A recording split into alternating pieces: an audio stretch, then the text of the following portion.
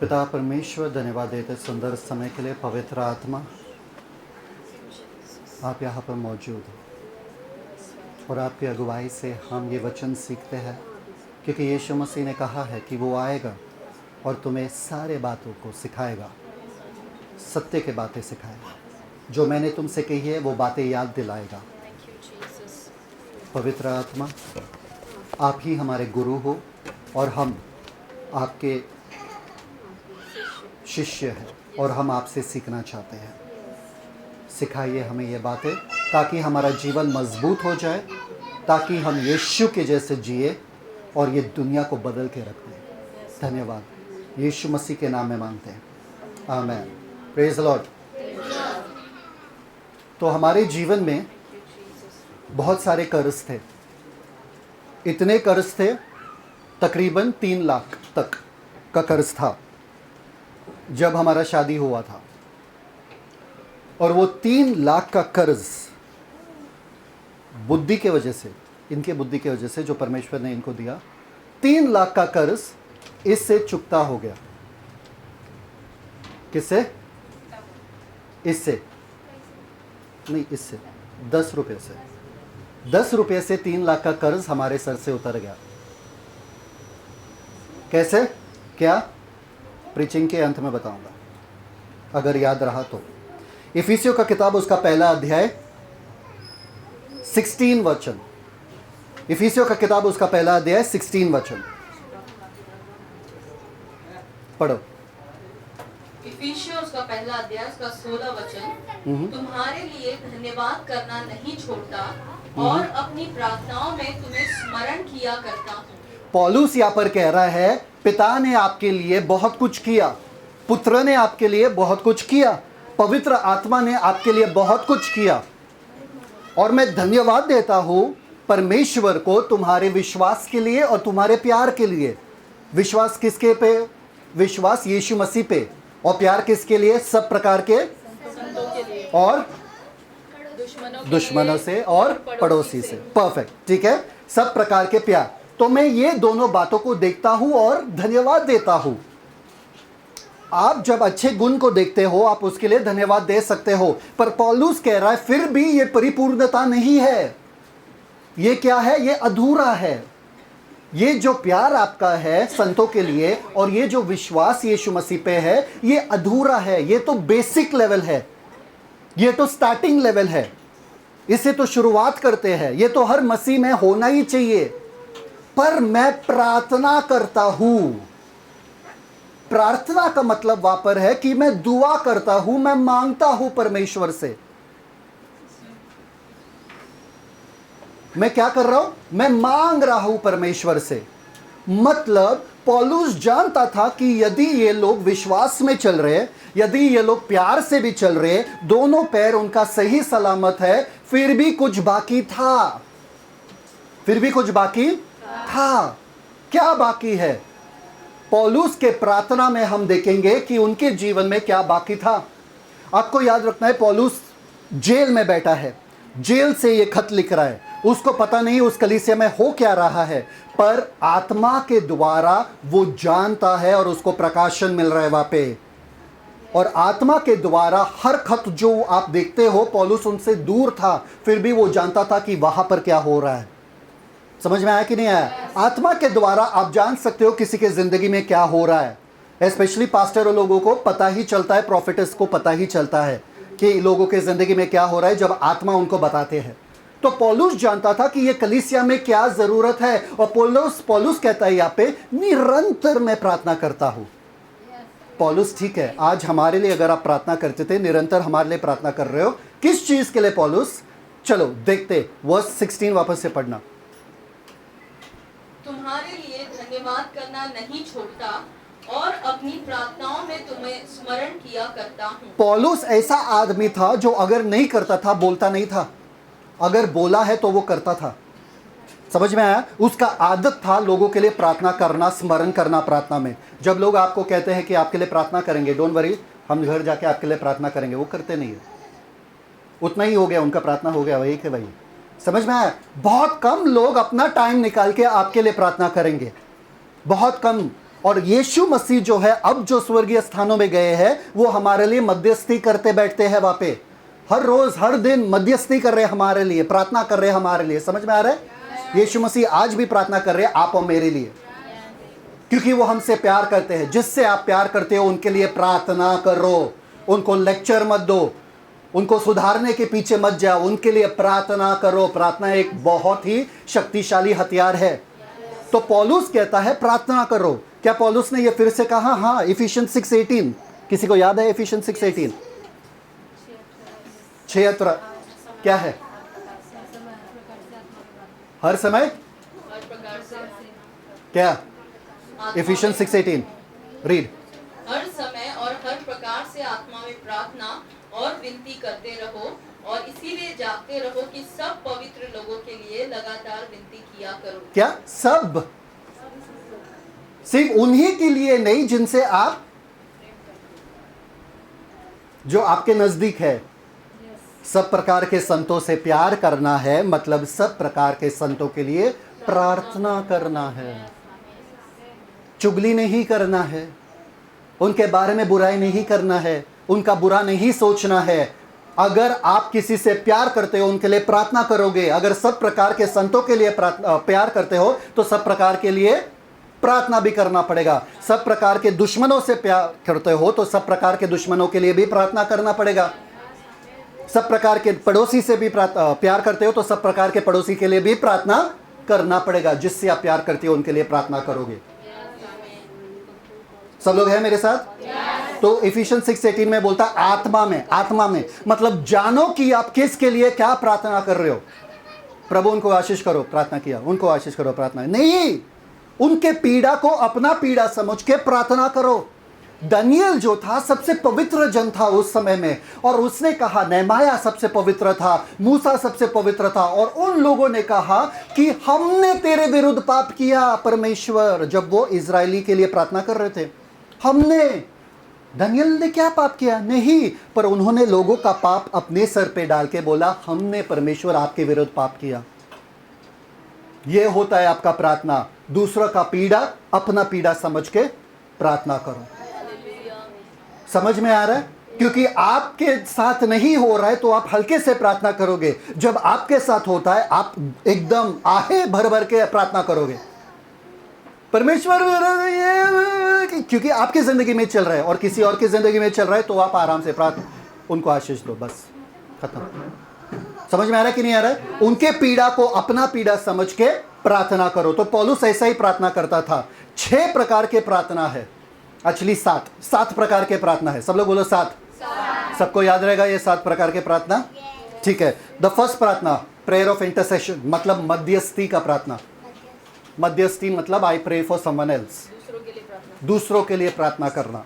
सब लोग बोलो दूसरों के लिए प्रार्थना करना। ठीक है, 2 मिनट सब लोग आंखें बंद करो और अपने पड़ोसी वाले के लिए प्रार्थना करो जो आपके बाजू में बैठा है।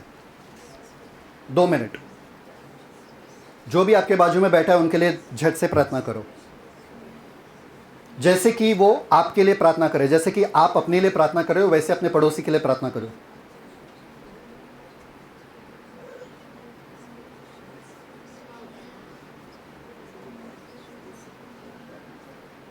यीशु मसीह के नाम में आमीन। परफेक्ट। ये है मध्यस्थी का प्रार्थना, ऐसा आपको करना है। दूसरा प्रार्थना है prayer of communion. Prayer of communion मतलब एक सहभागिता का प्रार्थना। सहभागिता का प्रार्थना मतलब क्या है? अपने दोस्तों को जब आप मिलते हो कैसे प्रार्थना, कैसे बातें करते हो? अरे यार, अरे कैसे हो यार, अरे क्या है यार, अरे कब आए, कब उठे, हाँ क्या किए। साधारण हर रोज की जिंदगी के बारे में बातें। समझ में आया? Everyday talks, whatever you talk to your friend, whatever you talk to your brother, whatever you talk to your mother, है ना, लाइक दैट। हर रोज का बातें जो आप करते हो कि सुबह मैं उठी थी, सुबह मैंने ये किया, मैंने नाश्ता किया, नाश्ता करने के बाद मैं खाई, मैं आई, अरे बहुत जल्दी आई थी, ऐसा। ठीक है, 2 मिनट आके बंद करो। सब लोग परमेश्वर को बोलो सुबह से अभी तक क्या किया। सब लोग बोलो, परमेश्वर से बातें करो।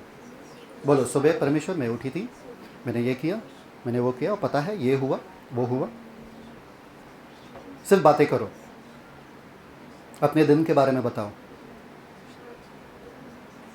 मैंने रिक्शा पकड़ा, मैंने ये किया,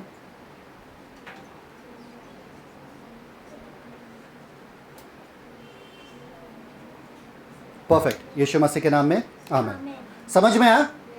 ये है सहभागिता वाला प्रार्थना। मतलब आप परमेश्वर के साथ सिर्फ बातें कर रहे हो, सिर्फ बातें कर रहे हो। तीसरा वाला प्रार्थना, thanks giving, the prayer of thanks giving, मतलब धन्यवाद का प्रार्थना। सब लोग लिखो धन्यवाद का प्रार्थना, थैंक्स गिविंग। तीसरा वाला धन्यवाद का प्रार्थना।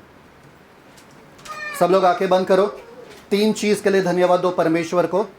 ऐसा नहीं सिर्फ हवा के लिए, जीवन के लिए नहीं, 3 स्पेसिफिक चीज आपकी जिंदगी में धन्यवाद दो। 3 ऐसे चीज।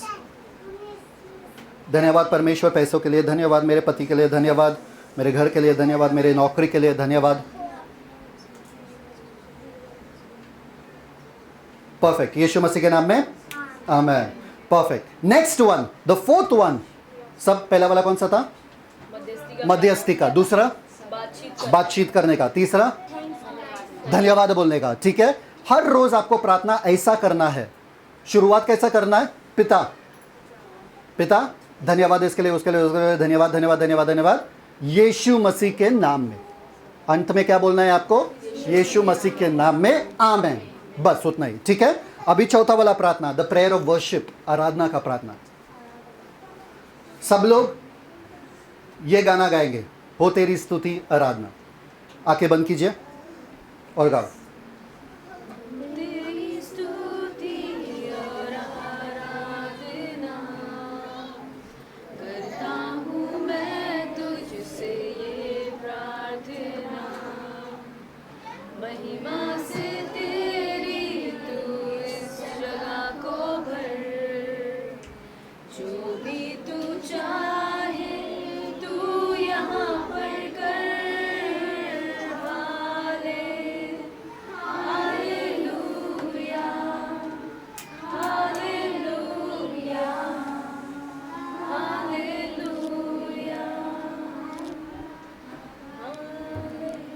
यीशु मसीह के नाम में आमीन। ये है आराधना वाला प्रार्थना, जो आप सुबह उठ के परमेश्वर के सानिध्य में जाके गाना गाते हो, आराधना करते हो, स्तुति करते हो, कोई भी गाना गा के। ठीक है, मतलब परमेश्वर वाले गाने। 5वां है प्रेयर ऑफ टंग्स, अन्य भाषा का प्रार्थना। क्या है? अन्य भाषा का प्रार्थना। पहला वाला मध्यस्थी, दूसरा बातचीत, तीसरा धन्यवाद, चौथा आराधना, 5वां अन्य भाषा। सब लोग आंखें बंद करो और अन्य भाषा में बात करो।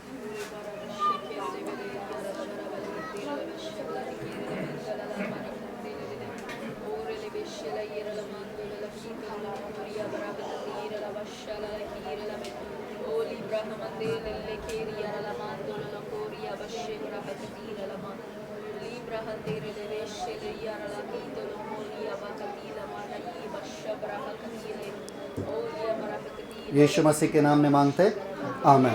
परफेक्ट। और आखिरी वाला प्रार्थना जो है, सबको मिला? कितना कितना मिला? क्यों? 5 मिला। अभी ये 6th वाला है, 2 और है। ठीक है, नेक्स्ट वाला प्रार्थना है the prayer of specifics. Prayer of specifics मतलब लिस्ट वाले प्रार्थना। लिस्ट जो आप लिखते हो, परमेश्वर ये चाहिए, वो चाहिए, ये चाहिए, वो चाहिए, एक लिस्ट अपने सामने लिखते हो। आपको लिस्ट लिखना है, आपको लिख के रखना है, परमेश्वर के सामने लेकर जाना है विश्वास से। और आप देखोगे, जैसे कि शिवानी ने कहा, कि वो उठते हुए परमेश्वर के सामने जा रहा है और परमेश्वर वो पूरे लिस्ट को पूरा कर रहा है।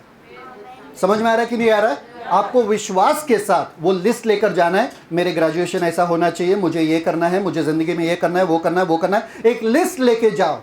आप देखोगे आपके लिस्ट से और ज्यादा खूबसूरत आपका जिंदगी बन जाएगा।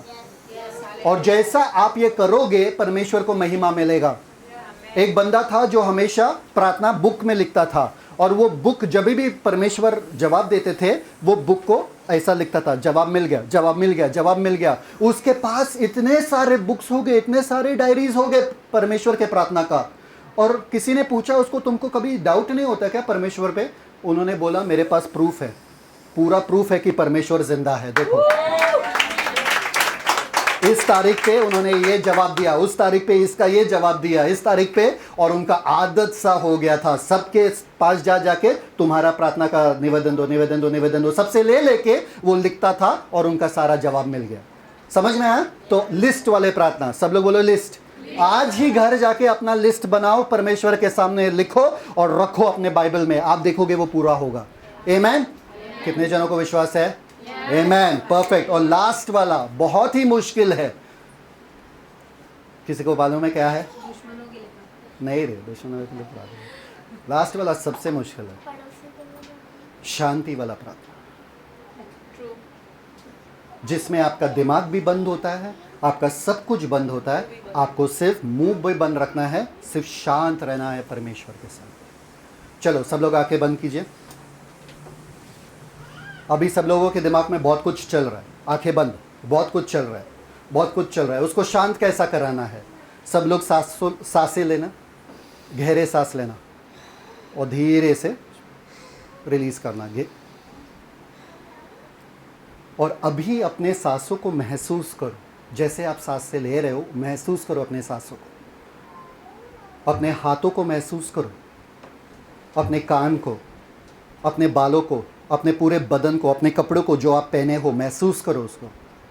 और जानो कि परमेश्वर ने आपको घेर रखा है, परमेश्वर आपके पास है, परमेश्वर आपके बाजू में है, बैठे हैं आपके साथ साथ। गहरे सांस लेते रहो और बोलो कि ये जो सांस मैं ले रहा हूं ये परमेश्वर है। शांत, एकदम शांत, जैसे एक नदी के पास आप बैठे हो और नदी को देख रहे हो और एकदम शांत। दाऊद ने इसी समय में तो वो साम लिखा था कि यहोवा मेरा चरवाहा है, मुझे शांत पानी के पास लेके जाता है। अपने मन को शांत,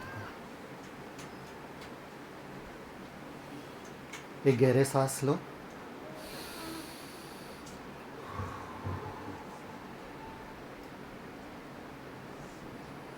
एक और गहरे सांस लो।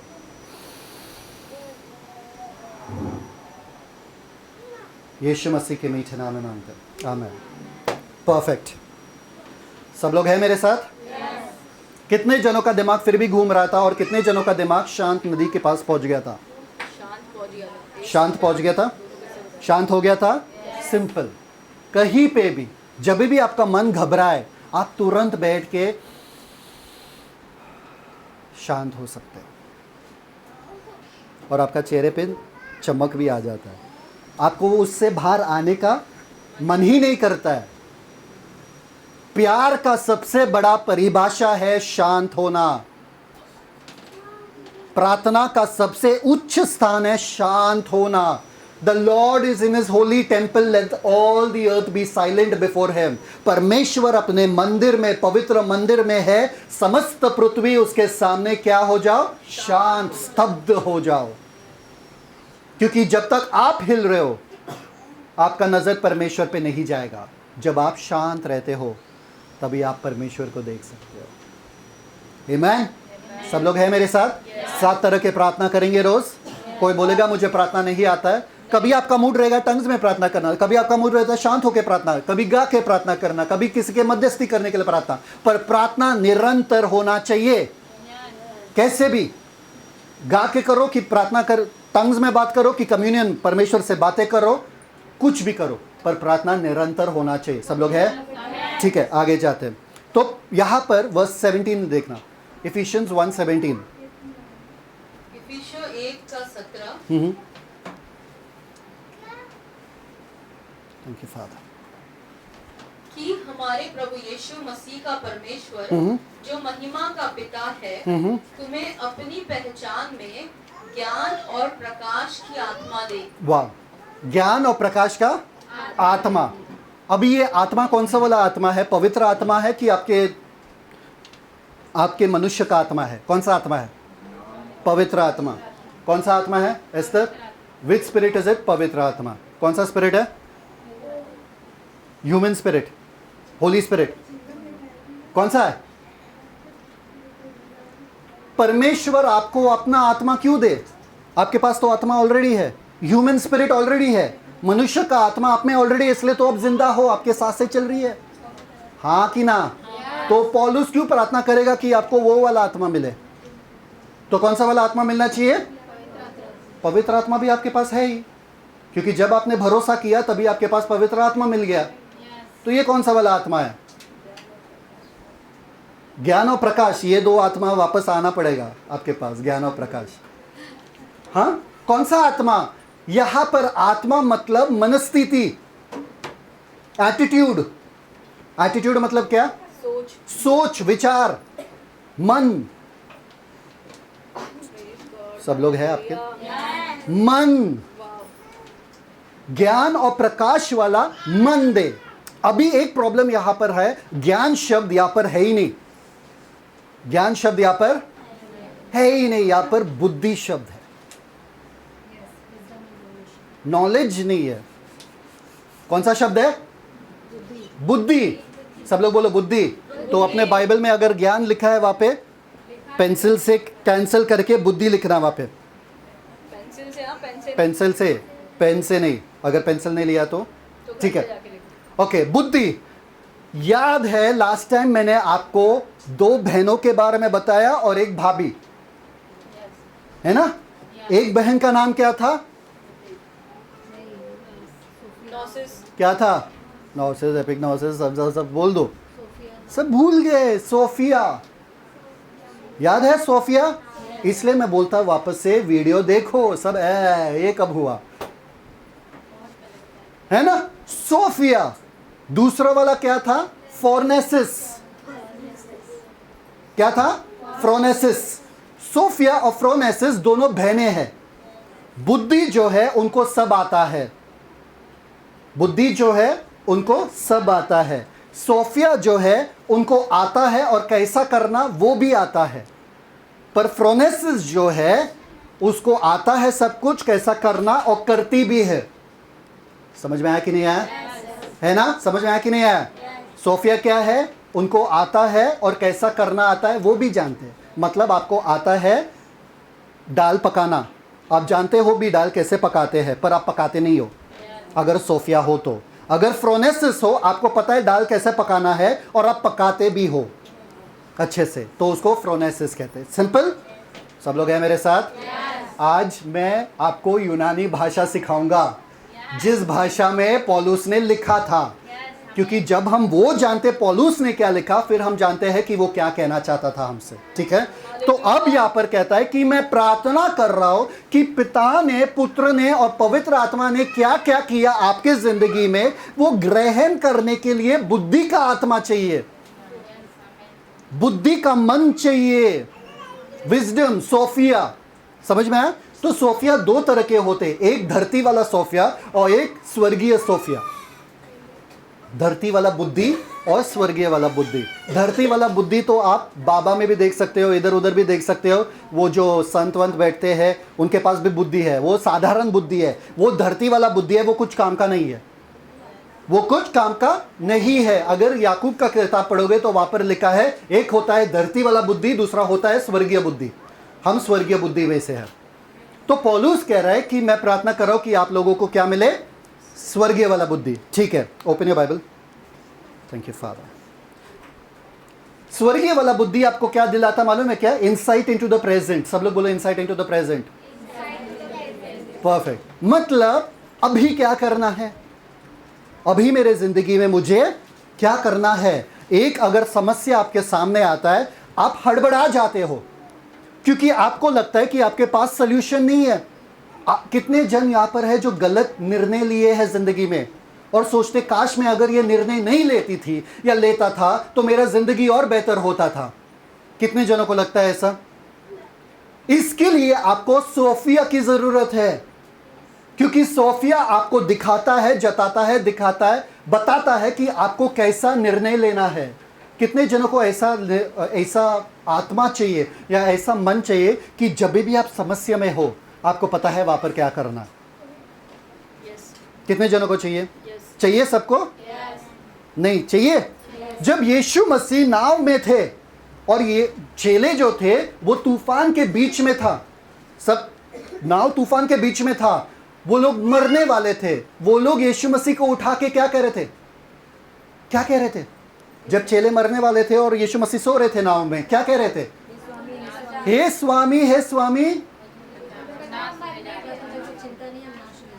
तुझे कुछ चिंता नहीं है, हम नाश हो रहे हैं, क्या क्या करो, उठो और क्या बचाओ, उठो और पानी फेंको बाहर। उनको नहीं विश्वास था कि यीशु मसीह उनको बचा सकते, उनको यह विश्वास नहीं था कि यीशु मसीह तूफान को थमा सकते, क्योंकि उनकी जिंदगी में वो लोग मछुआरे थे। उनको पता था तूफान को कोई थमा नहीं सकता है, ये गलील का तूफान है, मतलब ये ऐसा तूफान है जो भयानक है, अचानक है, कहीं से भी आ जाता है। तीनों तरफ पहाड़ से घेरा हुआ ये गलील का जो समुंदर था बहुत ही खतरनाक था। मछुआरों को पता नहीं चलता था कब तूफान आने वाला, और तूफान ऐसा भयंकर तूफान आता था जैसे कि कुछ लोगों को गुस्सा आता है, अचानक और भयानक, पूरा हिला देता है सब कुछ। तो वो लोग सोचे कि अब हम तो मरने वाले हैं, क्योंकि उन्होंने देखा और सुना बहुत से मछुआरे मरे इसमें, बचपन से देखते आ रहे, जब भी ये तूफान आया कोई नहीं बचा, जब भी ये समस्या आया कोई नहीं बचा। अरे ये समस्या इतना बड़ा है, कोई नहीं बचा सकता है हमको। अरे ये कैंसर ऐसा है, कोई नहीं बचा सकता है। अरे ये तो आम सी बात है औरतों के लिए, ये तो बीमारी होता रहता है औरतों को, कोई नहीं बचा इस बीमारी से। समझ में आ रहा है कि नहीं आ रहा है? आपने बचपन से ये सब देखा होगा, पर आपको पता है क्या स्वयं बुद्धि आपके साथ उस नाव में बैठे हैं। आपके हिसाब से, आपके बुद्धि के हिसाब से, आपके मानवीय बुद्धि के हिसाब से आपको लग रहा है यीशु को उठना चाहिए था और मदद करना चाहिए था पानी बाहर फेंकने के लिए। यीशु मसीह उठे और क्या किए मालूम है क्या? आपके बुद्धि से विपरीत आप सोच रहे थे यीशु मसीह ऐसा करेंगे, ऐसा करेंगे। जब भी आप प्रार्थना भी करते हो ना, आप सोचते एक ही डायरेक्शन में, अगर परमेश्वर को मुझे घर दिलाना है तो मुझे लोन लेना पड़ेगा, परमेश्वर लोन दिला दो, लोन दिला दो, लोन दिला दो। ये आपका बुद्धि है। यीशु मसीह उठे और यीशु मसीह ने बातें किया, किससे मालूम है? तूफान से, आंधी तूफान से बात किया, हवा से बात किया। बाइबल में लिखा है वो हवा को, ही वेज द एयर, तौलता है, वजन करता है। हवा को कोई वजन करता है क्या? हवा का कितना वजन है बताओ? वो परमेश्वर इतना शक्तिशाली है कि हवा का भी वजन करता है।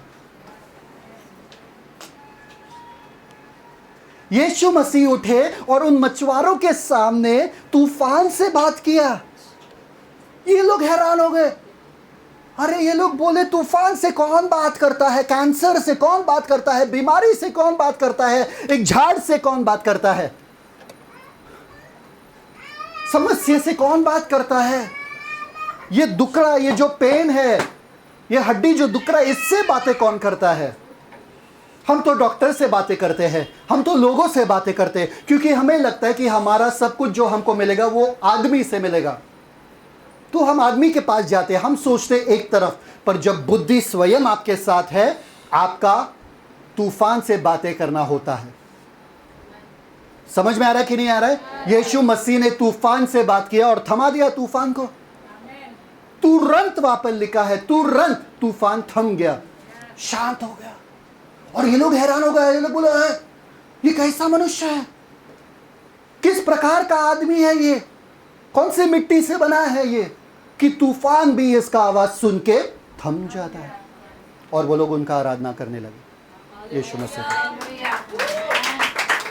कैना और गैलीली में जब शादी था, सब लोग परेशान हो गए। अरे दाखरस खत्म हो गया, दाखरस खत्म हो गया, कहां से दाखरस मिलेगा, कहां से दाखरस मिलेगा। पर मरियम को पता था कि बुद्धि स्वयं हमारे बीच में है। जब बुद्धि आपके साथ है, कोई भी समस्या से आप निकल सकते हो बिंदास। आपको घबराने की जरूरत नहीं है। बुद्धि आपको धन दौलत देगा, बुद्धि आपको लंबी आयुष्य देगा, जीवन देगा। बुद्धि को अपनाओ। बुद्धि सबसे प्रथम चीज है जो आपको अपनाना है। बुद्धि वो है यीशु मसीह खुद। मरियम जानती थी कि बुद्धि हमारे बीच में है, यीशु मसीह। इनका दाखरस खत्म हो गया। यीशु मसीह ने कहा अरे मेरा क्या लेना देना इससे, हे औरत मेरा क्या लेना देना इससे। वो औरत ने क्या कहा मालूम है क्या? यीशु मसीह जो कहते हैं वो करो। अरे उन्होंने कहा ही नहीं मैं कुछ करूंगा। और यीशु मसीह ने आपके बुद्धि के विपरीत, अगर मैंने बोला आपके घर पे चाय नहीं है, चाय बनाना है, हाँ, तो आप बोले अरे मेरे घर पे चाय नहीं, क्या करूं? तो मैं बोलूं सिर्फ पानी डालो चाय बन जाएगा। आप बोलोगे हैं चाय पत्ती नहीं डालना है, दूध नहीं डालना है, सिर्फ पानी डालना है, चाय बन जाएगा। ऐसा कैसा? आपके बुद्धि के विपरीत यीशु मसीह जाते हैं। मानवीय बुद्धि के विपरीत आपको लगता है समस्या का हल ऐसा हो सकता है, परमेश्वर कहता नहीं, ऐसा करना है। यीशु मसीह ने कहा पानी डालो उसमें, वो बोले हैं पानी? अरे 10 साल लगते हैं ये दाखरस को बनने के लिए, और तुम कह रहे हो अभी के अभी बस पानी डाल दो उसमें हो जाएगा दाखरस। चुपचाप उन्होंने पानी डाला, और जब उन्होंने लेकर गए, सबसे उत्तम वाला दाखरस उससे निकल के आया बाहर। बुद्धि के सामने आपके मानवीय विजडम जो है, आपका मानवीय बुद्धि जो है, कुछ काम का नहीं है। मूसा जब अटका था सारे सैकड़ों लोगों के साथ लाल समुद्र के सामने, परमेश्वर से चिल्ला चिल्ला कर बोल रहे थे, परमेश्वर कहाँ जाए, पीछे दुश्मन है, आगे समुद्र है, कहाँ जाए, कहाँ जाए, इन लोगों को लेकर कहाँ जाए, आगे भी मौत है, पीछे भी मौत है, कहाँ जाए। परमेश्वर ने बोला रोना बंद कर। रोना क्या कर? बंद कर। क्या कर? तेरे हाथ में जो लकड़ी है वो उठा, और ये पानी समुद्र जो है डुबाया जाएगा। इसमें बुद्धि था क्या? हाँ, इसमें बुद्धि था। आप जाके कलम बीच पे जाओ, अरनाला बीच पे जाओ, लकड़ी लो, ऐसा पानी डुबाएगा क्या? नहीं, सेंस बनता है। जब भी परमेश्वर आपसे कुछ कहते हैं करने के लिए, समस्या के समय में जब आप शांत बैठते हो, परमेश्वर से बुद्धि मांगो, क्योंकि परमेश्वर बुद्धि कैसा देता है? उदारता से। जो मांगेगा परमेश्वर से बुद्धि, वो उदारता से, he will give it freely to you. बुद्धि मांगो। लकड़ी उठाया और क्या हुआ? समुंदर। जब 30,000 लोग यीशु मसीह के सामने बैठे थे, खाना नहीं था, सब शिष्य लोग क्या बोले? अरे इतना पैसा लगेगा, इतना खाना लगेगा इनको खिलाने के लिए। आप अपने बुद्धि से मत देखो कि समस्या का हल कैसे करना है। यीशु मसीह ने एक छोटे बच्चे के टिफिन के साथ 30,000 लोगों को खिलाया। यह सामान्य बुद्धि नहीं है, यह आत्मिक बुद्धि है। पौलुस कह रहा है, मैं चाहता हूं कि आप सामान्य लोग तब तक रहोगे जब तक आप सामान्य बुद्धि का इस्तेमाल करोगे। अरे बचपन से हम करते आए हैं, अरे हमारे माँ बाप ने यही सिखाया। गलत सिखाया आपको। वचन में लिखा, एक बात मैं कहता हूं आपको पता है पानी कितने बार डुबाया गया? समुद्र कितने बार डुबाया गया? 3 एक ही बार। समुद्र या पानी? समुद्र एक ही बार। समझ में आया? नदी 2 बार। जो जो परमेश्वर कार्य करते हैं बाइबल में, वो अलग अलग प्रकार के हैं हर टाइम। शेरों का मुंह बंद किया सिर्फ एक जन के लिए, दूसरे जन ने शेर का मुंह ही फाड़ दिया। कौन था? समझ में आया कि नहीं? एक ने शेर का मुंह फाड़ दिया, दूसरे ने शेर का मुंह बंद किया। एक आग के बीच में 3 जन खड़े थे। कौन? शद्रक, मेशक और अबेदनगो। और मूसा तो आग से उनका प्रोटेक्शन हो रहा था, मतलब उनको संभाला जा रहा था आग से रात के समय में। समझ में आया कि नहीं आया? परमेश्वर बुद्धि के परमेश्वर है। वो प्रकार, अलग अलग प्रकार के बुद्धि के बातें हैं उनके पास। ये मत समझो कि परमेश्वर ने ऐसा किया उनके साथ तो मेरे साथ भी ऐसा ही करेंगे। नहीं, परमेश्वर के पास इतना बुद्धि है कि किसी का भी चेहरा एक दूसरे से मिलता नहीं है।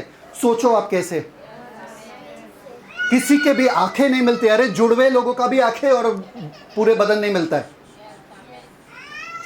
इतना बुद्धि है परमेश्वर के पास। और आप जब अटक जाते हो ना समस्या में, आपको लगता है बस सब दरवाजे बंद हो गए मेरे लिए, सब दरवाजे बंद हो गए, अब कोई मुझे बचा नहीं सकता है। और अब चले परमेश्वर, परमेश्वर ने आपको बुद्धि का आत्मा दिया है, बुद्धि का मन दिया है। मतलब मेरे पास जब भी आप समस्या में हो, परमेश्वर मेरे पास बुद्धि है और मैं बुद्धि में चलता हूं। बताओ मुझे, दिखाओ मुझे रास्ता क्या है। परमेश्वर दिखाएगा। तुरंत आपके आत्मा में ऐसा चीज आएगा जो आपको लगेगा अरे ये इतना साधारण सा चीज, हाँ करो, आपका समस्या का हल हो जाएगा। कितने जने मेरे साथ? Thank you father. नेक्स्ट उसने कहा प्रकाशन वाला आत्मा। बुद्धि और प्रकाशन का बोला है, प्रकाशन वाला आत्मा। प्रकाशन का शब्द है अपोकालिप्सिस, लिखने की जरूरत नहीं है। अपोकालिप्सिस मतलब उजागर, उजियाला, एक पर्दे के पीछे जो कुछ छुपा है आप तभी देख सकते हो जब पर्दे हटाते हैं। तो परमेश्वर के पौलुस यहां पर कह रहा है, मैं चाहता हूं कि आप ऐसे आत्मा में जियो जहां पर आप पर्दे को हटे हुए देखो। सब कुछ ढका हुआ है ये साधारण जीवन से, लौकिक से, लौकिक साधारण, सामान्य नेचुरल, सामान्य जीवन से। क्योंकि जब सांप आया था हवा के पास, उन्होंने क्या कहा, ये खाओ तुम परमेश्वर के जैसे बन जाओगे। तो उन्होंने खा लिया, उन्होंने देखा कि ये हमको बुद्धिमान बनाने के लिए बहुत ही अच्छा है। और जब उन्होंने खा लिया उनके आंखें खुल गई और उनको वो देख सकते थे। क्या देख सकते थे मालूम है क्या? उनके आत्मिक आंखें बंद हुई और उनके साधारण शरीर वाले आंखें खुल गए और वो पर्दा देखने लगे। पर्दे के पीछे पाप के पहले देखते थे, परमेश्वर को अनुभव करते थे पाप के पहले। पर जब से उन्होंने पाप किया उनके आत्मिक आंखें बंद हो गए और उनके शारीरिक आंखें खुल गई और अब वो दुनियादारी में जीते हैं। इसलिए बोलते हैं देखी हुई बातों पर हम विश्वास नहीं करते, पर अनदेखी बातों पर। पौलुस कह रहा है, मैं चाहता हूं कि आप प्रकाशन वाला आत्मा लो, प्रकाशन वाले आत्मा में चलो। कुछ भी आपसे छुपा हुआ नहीं है। याद है मैंने आपको सिखाया था, परमेश्वर प्रकट करने वाले परमेश्वर है। क्या करने वाले परमेश्वर है? प्रकट करने वाले परमेश्वर है। वो दिखाना चाहता है कि आगे क्या होने वाला है। बुद्धि आपको चाहिए अभी के समस्या के लिए, प्रकाशन आपको चाहिए आने वाली चीजों के लिए। आपको पता है पवित्र आत्मा क्यों दिया गया आपको? ताकि आने वाले बातों के बारे में आपको बताए। कभी किसी ने ब्लाइंड मैन खेला? ब्लाइंड मैन खेला ना?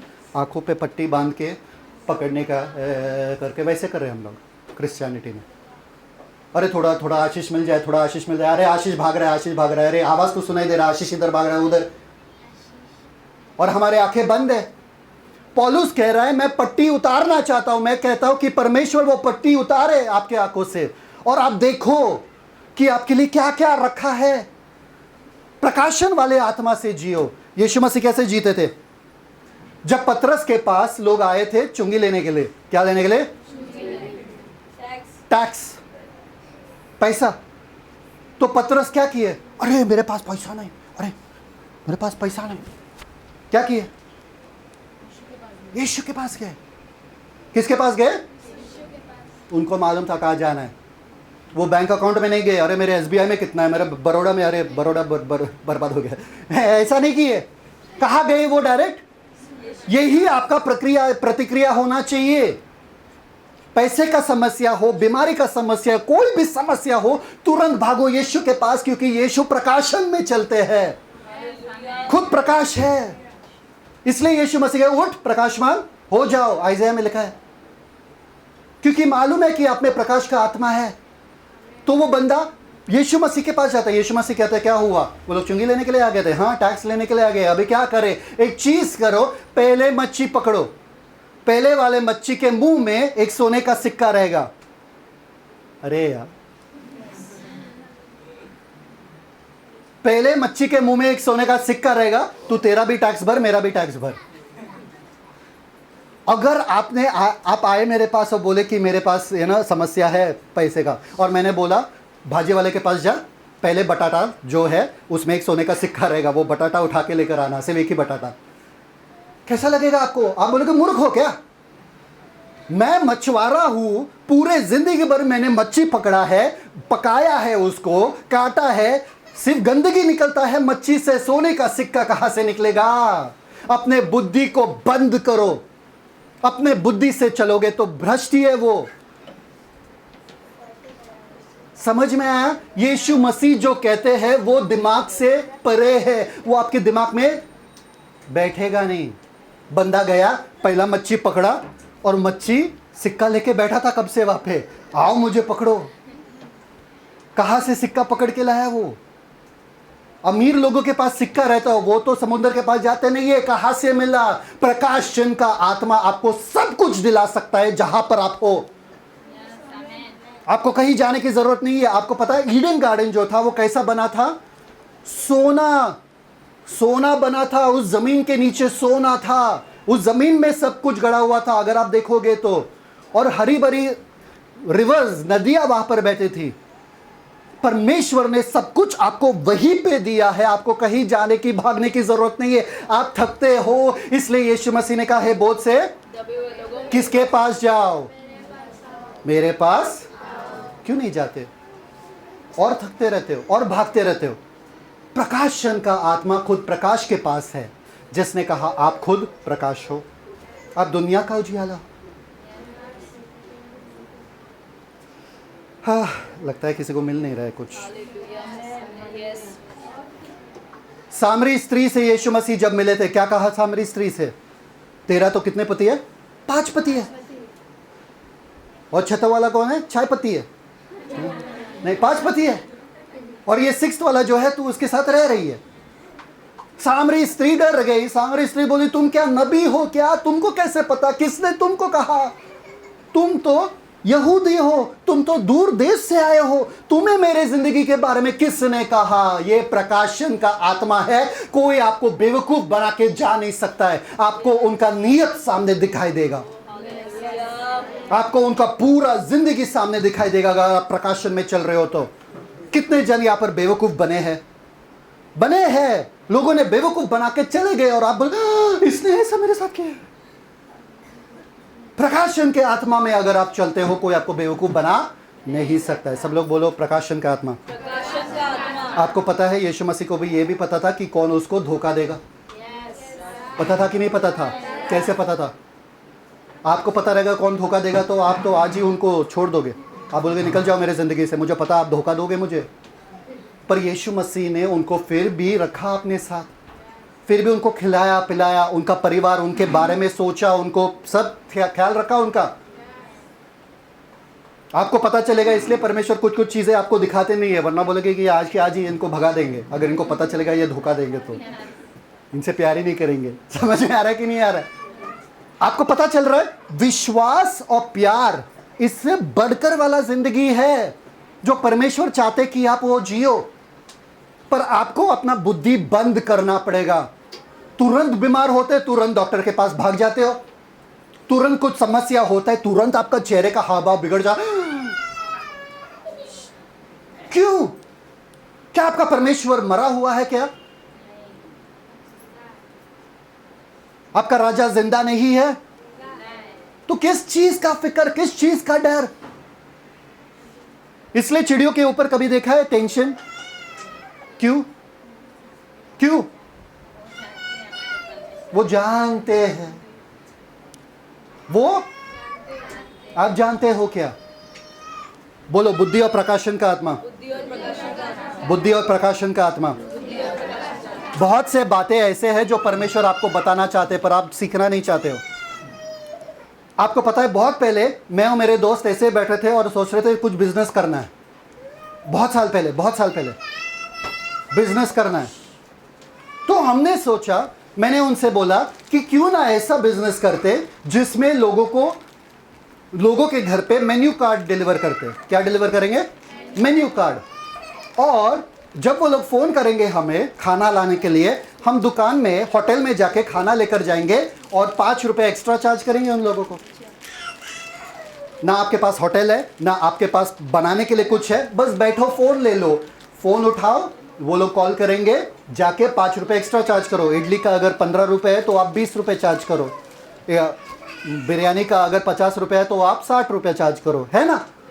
आपका भी मुनाफा है और आप घर बैठे बैठे कमा भी रहे हो। सब लोग हैं मेरे साथ? तभी जोमेटो वगैरह नहीं आया था, उसके बाद आया जोमेटो, स्विगी, ये सब उसके बाद आया। पहले से ही हमको प्रकाशन मिलता है, पहले से ही हमको आइडियाज़, बिजनेस का आइडियाज़ मिलता है। बहुत कुछ हम बुद्धि से चलते हैं और बताते हैं। अगर आप प्रीचिंग वापस से देखोगे आपकी ज़िंदगी के लिए, आपको बहुत सारे बुद्धि की बातें मिलेगी। एक आत्मा जो मैंने परमेश्वर से मांगा था, या एक मन स्थिति जो मैंने परमेश्वर से मांगा था, वो है प्रकाशन का। क्योंकि जब आप बाइबल पढ़ते हो, कितने जनों को बाइबल समझ में नहीं आता जब वो पढ़ते हैं? आपको प्रकाशन का आत्मा चाहिए। आपको बोलना है परमेश्वर मुझे ये बातें सिखाओ, दिखाओ, दिखलाओ। देखना चाहता हूं मैं कि आपके वचन में है क्या। साधारण मनुष्य ये बाइबल पढ़ के अपना जीवन बदल नहीं सकता है। आपको प्रकाशन की आत्मा की जरूरत पड़ेगी ही पड़ेगी। आमीन। आपको पता है जोसेफ के बारे में क्या कहा फ़ारो ने? फ़ारो जब था राजा तभी उसने देखा एक सपना कि 7 साल का 7 साल का भरपूरी होगा, अन्न बहुत आएगा और 7 साल का अकाल होगा। तो क्या करेंगे बोलो, आपके बुद्धि से क्या करेंगे? अरे 7 साल का बहुत सारा अन्न, 7 साल का अकाल होगा, क्या करेंगे? तो 7 साल से मजे से खाएंगे पिएंगे और वो अगले 7 साल का बाद में देखेंगे। पर यूसुफ वहां पर एक बंदा था जिसने फ़ारो को अपने सपने का अनुवाद बोला कि 7 साल तक बहुत अन्न आने वाला है, 7 साल तक अकाल। तो फ़ारो ने बोला, क्या हम ऐसे व्यक्ति को पा सकते हैं जिनमें परमेश्वर का आत्मा स्वयं बसता है, जिसमें इतनी बुद्धि की बातें हैं, जो परमेश्वर उनको दिखलाता है। बुद्धि दिखलाना, प्रकाशन, बुद्धि प्रकाशन। तू ही बन इस पूरे प्रधान का, इस पूरे राज्य का प्रधानमंत्री, तू बन और तू ख्याल रख। और सब लोग फ़ारो के पास जाने लगे, बोलने क्या करे? बोले क्या? जो यूसुफ कहता है वो ही करो। और यूसुफ ने क्या कहा मालूम है क्या? 7 साल का उन्नति में हम सब अन्न रखेंगे गोदाम में, भर भर के रखेंगे और अगले 7 साल में उसको बेचते रहेंगे। समझ में आया कि नहीं आया? उसके वजह से सारे प्रधान, सारे राज्य सब बच गए, सिर्फ यूसुफ के बुद्धि के वजह से, एक आदमी के बुद्धि के वजह से। आपके बुद्धि के वजह से बहुत, आपके नौकरी में, आपके जॉब में, आपके स्कूल में, आपके बुद्धि के वजह से आपको जाना जा सकता है। दानियेल के बुद्धि के वजह से दानियेल को जाना जाता था। और दानियेल के बारे में क्या कहा? इसमें भी परमेश्वर का आत्मा स्वयं है। क्यों? क्योंकि इसमें बुद्धि है और प्रकाशन है। यह देख सकता है उन बातों को जो हम नहीं देख सकते हैं। अगर उनके पास है जिनके पास पवित्र आत्मा नहीं था, आपके पास और कितना है? उठो कलीसिया, उठो, बुद्धि और प्रकाशन में चलो। बेवकूफ बन के मत जियो। ये 7 तरह के प्रार्थना जो मैंने आपको कहा है वो करते रहो, आपका बुद्धि और आपका प्रकाशन बढ़ेगा। आमीन। चलो, और अब हम देखेंगे वहां पर 17 वचन में क्या लिखा है, उसके पहचान में। सब लोग बोलो, उसके पहचान में। मैं आपको 4 मुद्दे बताने वाला हूं। 4 मुद्दा क्या है बाद में देखेंगे। सबसे पहला वाला मुद्दा क्या है? उसके पहचान में, मतलब उसके व्यक्ति को जानो, यीशु मसीह को जानो, यीशु मसीह को जानो। ये पौलुस का पहला प्रार्थना है आपके लिए, यीशु मसीह को जानो। अभी बुद्धि का ज्ञान उसके पहचान में, उसका पहचान वाला जो शब्द है। 4 जन आ जाओ, फट से आ जाओ। ठीक है, आज मैं आपको यूनानी भाषा का थोड़ा लेक्चर देने वाला हूं। ठीक है, सबसे पहले सब लोग पढ़ो, इसको क्या कहते हैं? आइडो, ईडो या आइडो, दोनों भी कह सकते हैं। सब लोग बोलो, आइडो, ईडो, आइडो। ठीक है, ये ज्ञान के लिए एक शब्द है। दूसरा शब्द है, पढ़ो ये सब लोग, नॉसिस। सब लोग बोलो, नॉसिस। सब लोग देखो ना, यहाँ पे हिंदी में लिखा है, देख सकते हैं? सब लोग बोलो, नॉसिस। ये एपिग्नोसिस। सब लोग देखो, ये एपिग्नोसिस। और ये गिनोस को। अब बाइबल में 4 तरह के नॉलेज के लिए शब्द लिखे हैं या ज्ञान के लिए शब्द लिखे हैं। सबसे पहले आइडो का मतलब क्या है? मैं जानता हूं। फॉर एग्जाम्पल, मैं जानता हूं कि मैं एक आदमी हूं। आप जानते हो कि आप एक औरत हो। ये आपको कोई बता नहीं सकता है, बता के फायदा भी नहीं है, कोई आपको धोखा भी नहीं दे सकते। तो ये सिद्ध वाला, ये क्या है? मतलब मैं जानता हूं, ये तथ्य है। तथ्य मतलब क्या मालूम है? फैक्ट। तथ्य क्या है? फैक्ट। मतलब ये है, सूरज है अभी ऊपर, वो तथ्य है। ठीक है, गर्मी लग रहा है, वो तथ्य है, फैक्ट। ठीक है, नेक्स्ट है परफेक्ट। आइडो, सबसे पहले क्या है? आइडो मतलब तथ्य है कि मैं लड़का हूं, आप लड़की हो, ये तथ्य है, इसको कोई बदल नहीं सकता है, ये आइडो है। ठीक है, ये सामान्य ज्ञान है। सामान्य ज्ञान मतलब कि ये मालूम है सबको, दिख रहा है सबको क्या है। ओके, ये क्या है? ये नॉसिस है। नॉसिस है मतलब सब लोग देखो यहाँ पे, एक हाथ ऊपर, दूसरा हाथ ऊपर, परफेक्ट। नॉसिस क्या है मालूम है क्या? नॉसिस है वो सिद्ध ज्ञान। सिद्ध ज्ञान, सब लोग बोलो सिद्ध ज्ञान।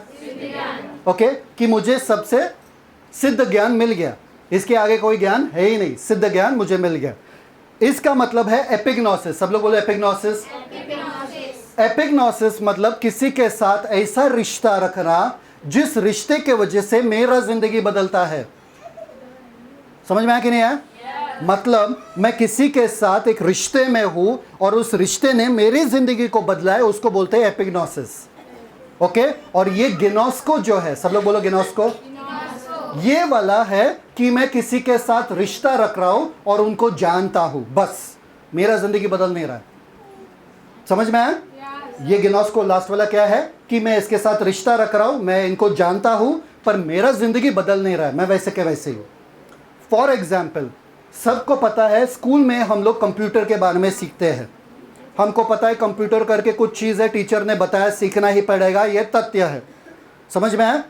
फिर टीचर हमको सिखाती है कंप्यूटर कैसा चालू करना है, ये सिद्ध ज्ञान हो जाता है। हाँ, मालूम है कि बटन प्रेस करना है, ये सिद्ध ज्ञान हो गया, पर हमने कंप्यूटर देखा ही नहीं अभी तक। ठीक है, फिर होता है गिनोस्को। गिनोस्को में क्या होता है? मैं कंप्यूटर देखा, मैंने देखा, सिर्फ टीचर बैठी थी उस पे, पर मैंने पहले बार देखा, हाँ कंप्यूटर बहुत अच्छा है, पर मेरा जिंदगी बदला तब जब मैंने कंप्यूटर को चलाया अपने खुद के हाथों से। समझ में आया? ठीक है, तो आपको क्या लगता है कि परमेश्वर का ज्ञान, जो परमेश्वर के पास ज्ञान है, वो कौन सा वाला है? एपिग्नोसिस। तो परमेश्वर बदलते हैं किसी चीज को बारे में जानकर। गिनोस्को कौन सा वाला ज्ञान? सबको सब ज्ञान पता चला ना? सारा ज्ञान है। सारा ज्ञान है? सारा ज्ञान है? नहीं, यीशु परमेश्वर के पास, यीशु मसीह के पास ये वाला ज्ञान है, परफेक्ट नॉलेज। कौन सा नॉलेज? सिद्ध ज्ञान। सब लोग बोलो सिद्ध ज्ञान। ये परमेश्वर वाला ज्ञान है। तो हमको कौन सा वाला ज्ञान में जाना है? हमको कौन सा वाला ज्ञान? हम कौन से वाले ज्ञान में है?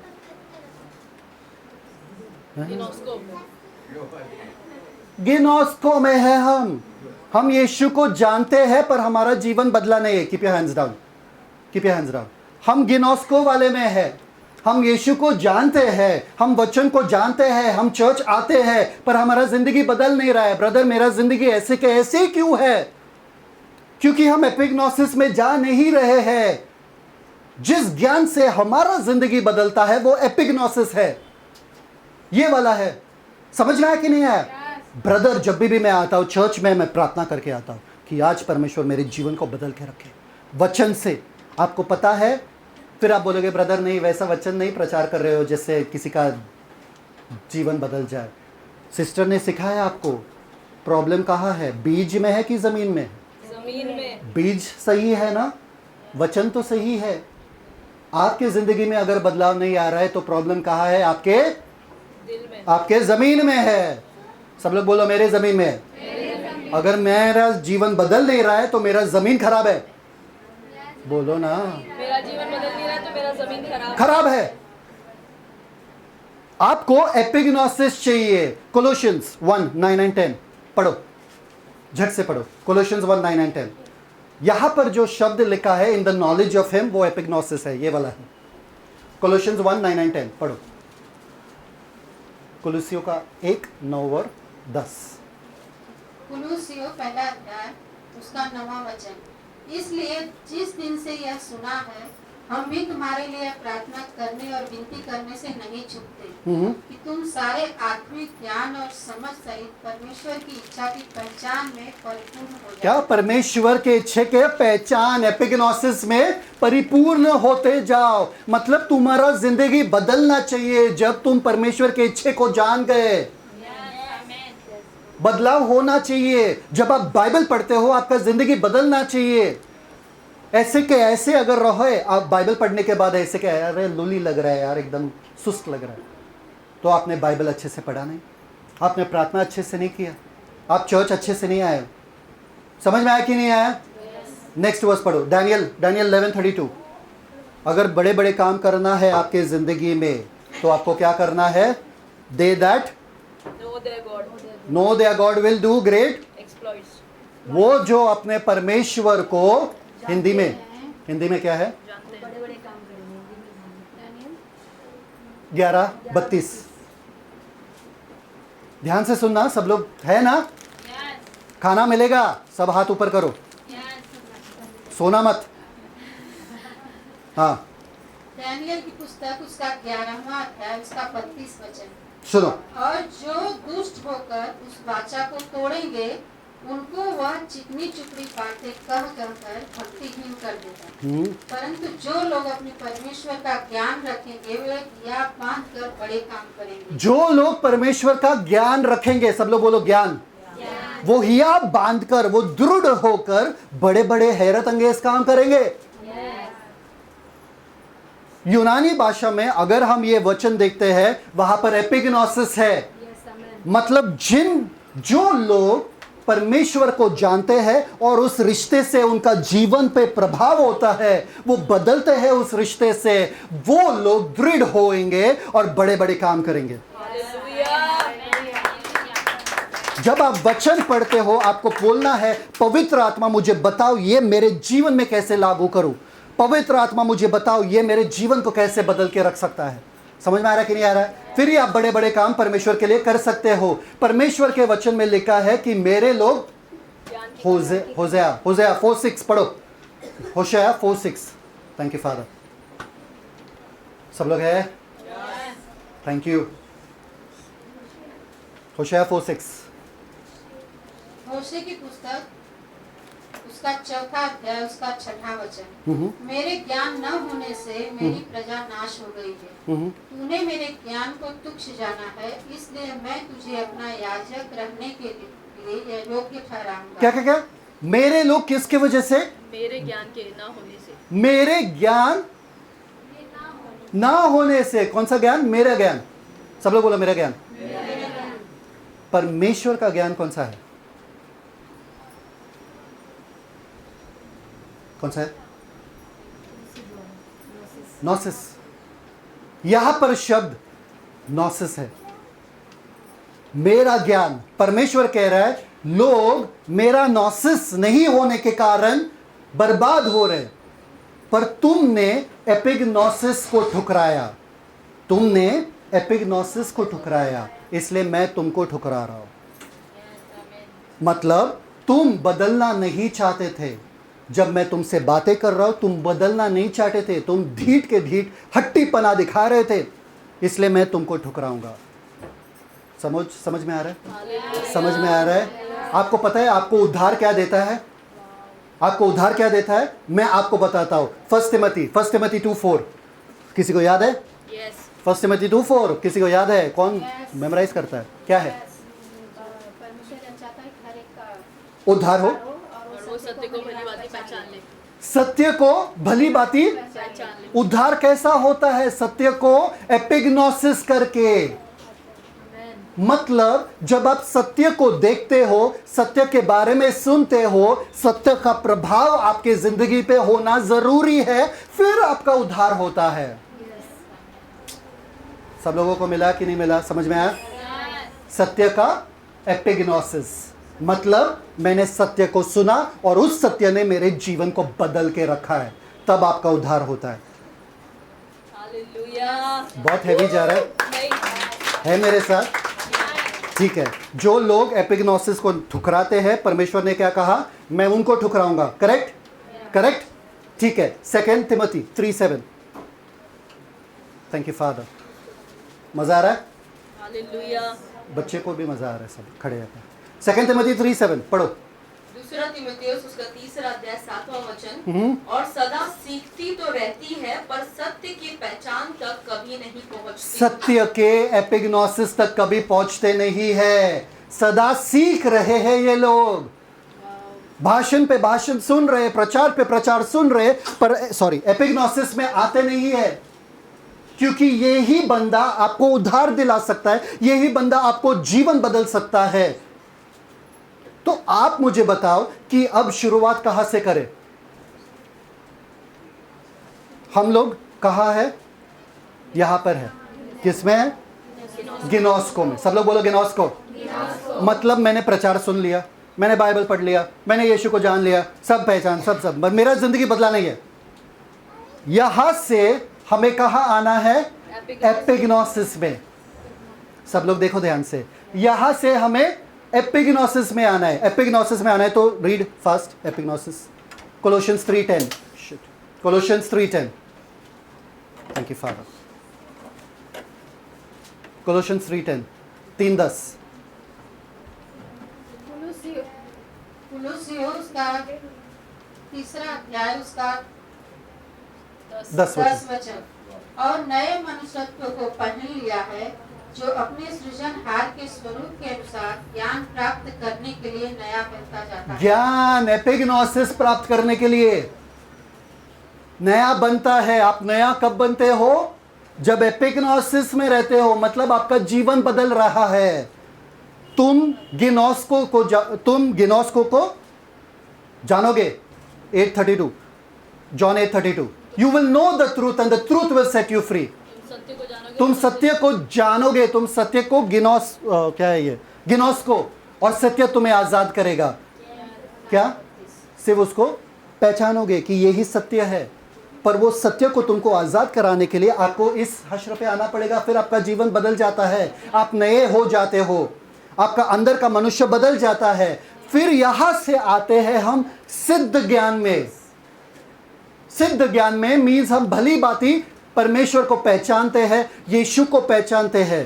पौलुस कह रहा है पहला इधर मैं चाहता हूं कि आप पहुंचो। पौलुस कह रहा है आप यहां पर हो, आप यीशु के बारे में सुनते तो हो पर प्रतीति नहीं करते हो। आपको एपिग्नोसिस में आना पड़ेगा। यहां से फिर आपके जीवन में प्रभाव होगा। जब आपके जीवन में प्रभाव होगा, आपको सिद्ध ज्ञान प्राप्त होगा। सिद्ध ज्ञान का कहा है? 2 पीटर 3:8, दूसरा पत्रस 3:8। Thank you father. सब लोग हैं मेरे साथ? ऑलमोस्ट डन ना? दूसरा पत्रस 3:8 पढ़ो। दूसरा पत्रस उसका तीसरा अध्याय उसका 8वां वचन। हे प्रियो, यह एक बात तुमसे छिपी न रहे कि प्रभु के यहाँ एक दिन 1000 वर्ष के बराबर है और 1000 वर्ष एक दिन के बराबर है। 2 पीटर 3:8 दूसरा पत्र से है ना? Grow in knowledge, the last 1 Peter 3:8 और 2 Peter 3:8? It's mostly 2 Peter 3:8। Check, grow in the knowledge. Last verse it is of whichever chapter। 2 Peter 2:8 देखो। ठीक है, फिलिपियंस 3:8 पढ़ो आप। Philippians 3:8 last verse, whichever chapter it is, last verse. 3:8 पौलुस क्या पर क्या कह रहा है देखो। फिलिपियों की पत्री उसका तीसरा अध्याय उसका 8वां वचन। हाँ, वरन मैं अपने प्रभु मसीह यीशु की पहचान की उत्तमता के कारण। सब लोग पहचान की उत्तमता, पहचान की उत्तमता। सब लोग बोलो पहचान की उत्तमता, पहचान की उत्तमता। नोसिस, नोसिस ये सिद्ध पहचान। आगे, पहचान की उत्तमता के कारण सब बातों को हानि समझता हूँ। हाँ, जिसके कारण मैंने सब वस्तुओं की हानि उठाई और उन्हें पूरा समझता हूँ, जिससे मैं मसीह को प्राप्त करूँ। समझ में आ रहा है कि नहीं आ रहा है? पौलुस इस तरफ दौड़ रहा है। पौलुस कह रहा है मुझे नोसिस चाहिए, मुझे यीशु मसीह का सिद्ध ज्ञान चाहिए, जिसकी वजह से मेरा मन दुनिया के बातों पे लगता नहीं है। कूड़ा समझता हूं मैं दुनिया के बातों को। मैं इस तरफ दौड़ता रहता हूं ताकि मैं सिद्ध ज्ञान प्राप्त करूं मसीह का, ताकि मैं मसीह को पहचानूं, जानूं कि मसीह कौन है। पौलुस भी यहां पर कह रहा है मैं प्रार्थना करता हूं कि आपको बुद्धि और ज्ञान प्रकाश मिले, कि आप मसीह के ज्ञान में बढ़ो, पहचान में बढ़ो। पहचानो कि मसीह कौन है। जब आपको पता चलेगा कि यीशु मसीह कौन है, आपका जिंदगी साधारण नहीं रह सकता है। आप ये मत सोचो वो एक और गुरु है, वो जस्ट एक आदमी था जो आके चला गया। नहीं, वो परमेश्वर स्वयं है जो मनुष्य बन के आया धरती पर। जब तक आप यीशु को नहीं पहचानते हो आपका जिंदगी बदल नहीं सकता है। एंड देन यू सी, इसके बाद क्या आता है, गिनोस्को के बाद क्या आता है? 2 पीटर 3:18 पढ़ो। 2 पीटर 3:18। दूसरा पत्रस उसका 3 अध्याय 18 वचन, पर हमारे प्रभु और उद्धारकर्ता यीशु मसीह के अनुग्रह और पहचान में बढ़ते जाओ। पहचान में, पहचान मतलब नॉसिस में बढ़ते जाओ, नॉसिस के तरफ दौड़ते जाओ। यही आपका लक्ष्य है। समझ में आ रहा है कि नहीं आ रहा है? सब लोग हाथ ऊपर करो, परफेक्ट, नीचे करो। यही आपका लक्ष्य है, नॉसिस, कि मैं यीशु मसीह को इस तरह से जानूं कि मुझे मालूम है कि मुझे सब बाकी किसी चीज से मतलब नहीं है, लेना देना नहीं। फिर ये दुनिया की बातों ना आपको हिला नहीं सकती, आपको परवाह नहीं रहेगी ये दुनिया की बातों का, आपको चिंता भी तकलीफ कुछ नहीं, क्योंकि आपको मालूम है मसीह तुझ में कौन है। जब मैंने मसीह को पहचान लिया, मैंने मसीह को पहन लिया, मैं मसीह के संग संग चलता हूं और मसीह मुझ में जीता है और मैं मसीह में। समझ में आ रहा है कि नहीं आ रहा है? यही आपका गोल है। अभी इससे सबसे उत्तम कौन सा है?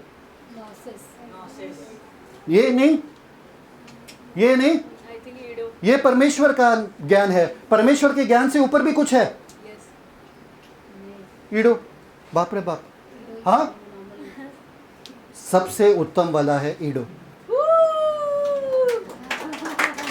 अभी आप सोचोगे अरे ये तो परमेश्वर का ज्ञान है, तो परमेश्वर के सिद्ध ज्ञान से बढ़कर क्या है? जब परमेश्वर के बातें जो सत्य है आपके लिए तथ्य बन जाता है,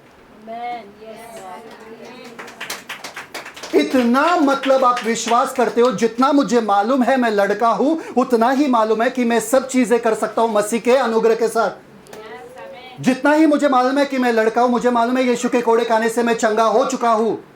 इतना सिद्ध ज्ञान है, इतना परिपूर्ण वो ज्ञान है, वो तथ्य बन गया मेरे लिए। उस पर शंका करने का कोई गुंजाइश ही नहीं है।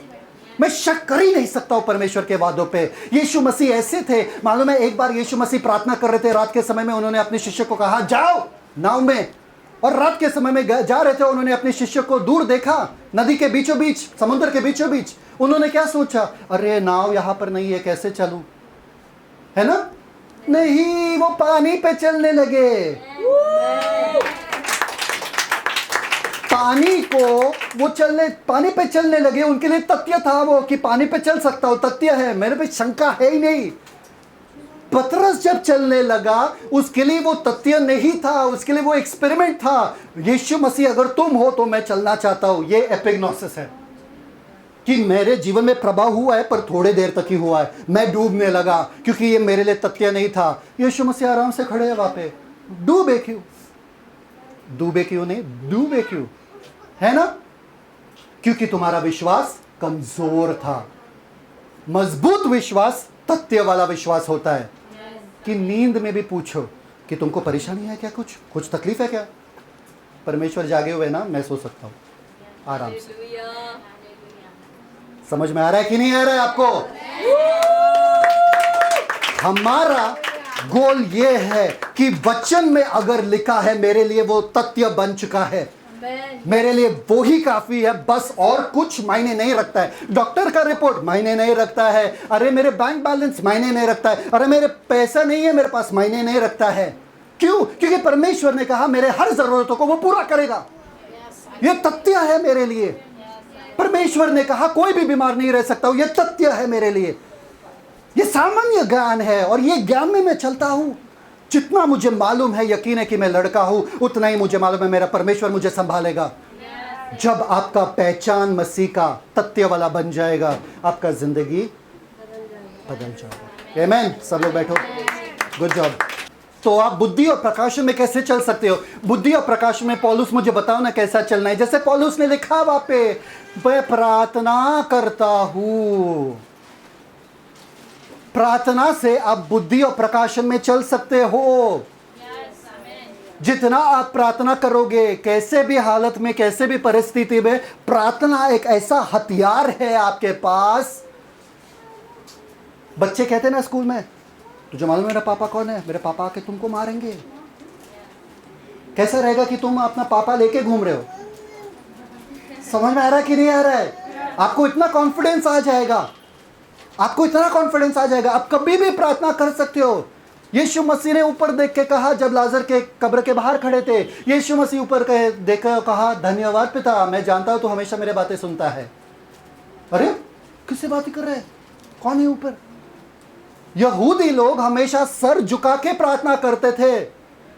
यह बंदा ऐसा उठा के प्रार्थना कर रहा है क्योंकि उसका स्वर्गीय पिता स्वर्ग में है। वो जानता है कि वो सुनता है। मैं जानता हूं कि तू मेरे बातें सुनता है। वाह, कहीं पे भी कभी भी अपने पिता से बातें करना, एक ही जगह पे जाके प्रार्थना नहीं करना पड़ता है। हम अपने पापा को लेके जाते हैं साथ में, हमारे पापा संग संग चलते हैं जहां पर भी हम जाते हैं। प्रार्थना एक ऐसा सौभाग्य है हमको मिला है क्रिस्ती होके कि हम अपने पापा से बातें कर सकते हैं दिन भर। और ऐसा पापा जो है, जो सबसे ऊपर है, परमेश्वर स्वयं है, हर परिस्थिति से आपको बचा सकता है, संभाल सकता है।